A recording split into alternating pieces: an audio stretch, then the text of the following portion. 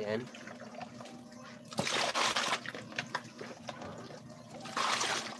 Tapos ibabad natin ang ating mga damit na mga maruruming damit. Ayan. So ito. Ibabad natin siya dito.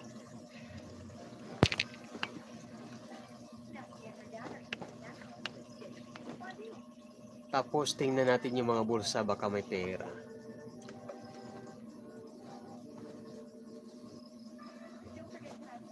Ayan.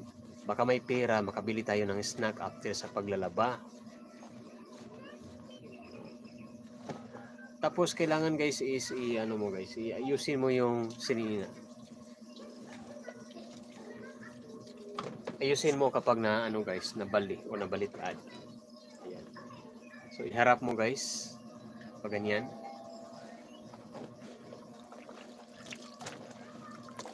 So yan. Dukutin lang natin yung mga bulsa guys, no, isa kasi baka may pera. Ayan. Okay, wala. So ibabad natin to sa tubig guys, no, mga ilang minuto o mga ilang segundo pala. Mga ilang segundo. Ayan. So lagyan natin ng dagdag water.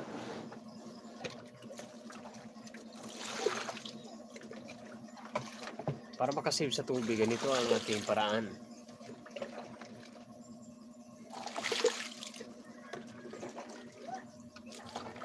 Ayan. Ngayon, since mayroon ng tubig, ay i-press lang natin guys, no? Ayan.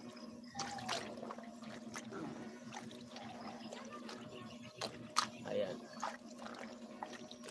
So pwede rin itong exercise, di ba? Pwede rin itong exercise natin guys.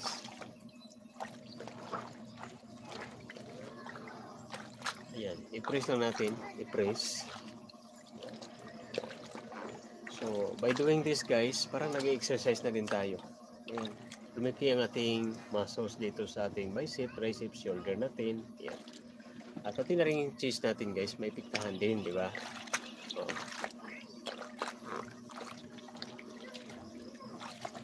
Tapos i-fold natin. Fold. Yan. Tapos i-press. Ayan. So ang goal natin dito guys para lumambot ang mga mansa. Ayan. Pagkatapos guys ng mga ilang segundo guys, no? Ay na-fold na natin to hanggang mga 3 beses i-fold natin. At saka na natin ito i-separate dito sa tubig guys. So, tanggalin na natin ito sa tubig.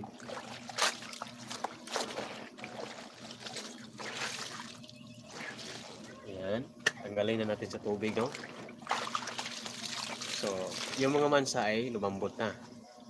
Ayan. Since pagkatapos na ito guys, ay na-transfer na natin dito sa kabilang planggana, saka na natin siya ilagay dito sa washing machine. Para dito, lagyan na natin ng mga powder, sabon. Ayan. Tapos, siguraduhin lang natin guys na malinis na itong ating washing machine.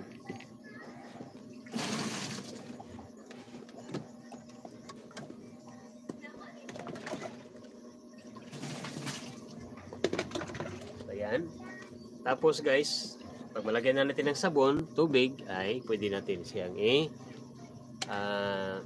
ano guys, pwede na rin natin siyang paikot-ikotin na natin yan guys. Ayan. Hi ulit. Oy, Jeffrey Argal, how are you? How are you, Jeffrey? How are you?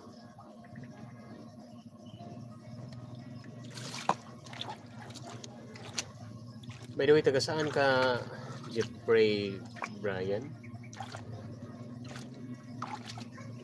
Jeffrey Brian, taga saan ka? Nalilimutan ko.